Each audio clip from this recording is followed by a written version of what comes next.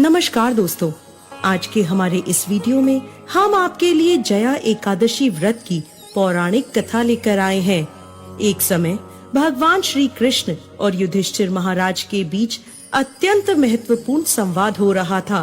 धर्मराज युधिष्ठिर बोले, हे भगवान, आपने माघ मास के कृष्ण पक्ष की षटतिला एकादशी का अत्यंत सुंदर वर्णन किया। अब आप कृपा करके माघ शुक्ल एकादशी का वर्णन कीजिए। इसका क्या नाम है, इसके व्रत की क्या विधि है और इस व्रत में किस देवता को पूजा जाता है।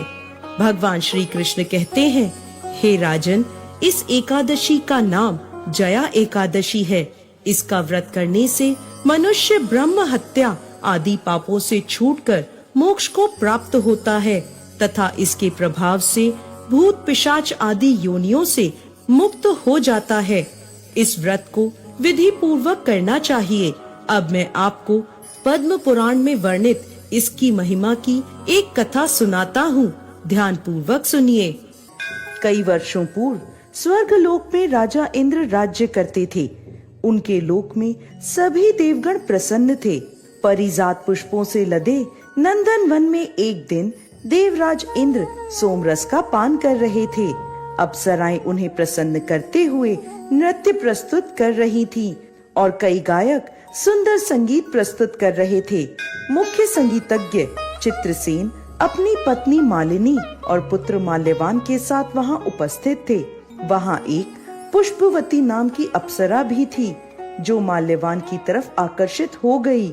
उन दोनों को एक दूसरे के प्रति आकर्षित देख देवराज इंद्र क्रोधित हो गए और बोले, हे मूर्ख, तुम दोनों मुझे प्रसन्न करने का आडंबर कर रहे हो, लेकिन तुम दोनों की एक दूसरे के प्रति आसक्ति मुझे स्पष्ट दिख रही है।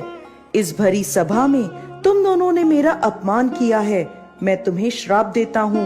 तुम दोनों इसी क्षण पिशाच योनि धारण कर लोगे, पति पत्नी के रूप में मृत्यु लोक में जाओगे और वहाँ अपने पाप कर्मों का फल भुगतोगे। इंद्रदेव के कठोर वचन सुनकर माल्यवान और पुष्पवती अत्यंत लज्जित हुए और उसी क्षण वो दोनों पृथ्वी लोक पर हिमालय के शिखर पर पिशाच के रूप में आ गए। चारों ओर बर्फ ही बर्फ थी, ना खाने को कुछ था और ना ही पीने को। वो ठंड से कांप रहे थे। उन्होंने एक गुफा में शरण ले ली। एक दिन माल्यवान ने अपनी पत्नी से कहा, ना जाने हम कौन से पाप कर्मों को भुगत रहे हैं। इस प्रकार दोनों ठंड में गुफा में बैठे रहे। शीत लहरों के कारण उन्हें रात भर नींद नहीं आई और सारी रात जागते रहे। भगवान श्री हरि का ध्यान करते रहे। संयोग से वह दिन जया एकादशी का था। उस दिन कुछ भी न खाने पीने और रात्रि जागरण करने से उन दोनों ने पिशाच का शरीर त्याग दिया और अपना दिव्य शरीर धारण कर लिया। एक दिव्य विमान उन्हें स्वर्ग ले गया।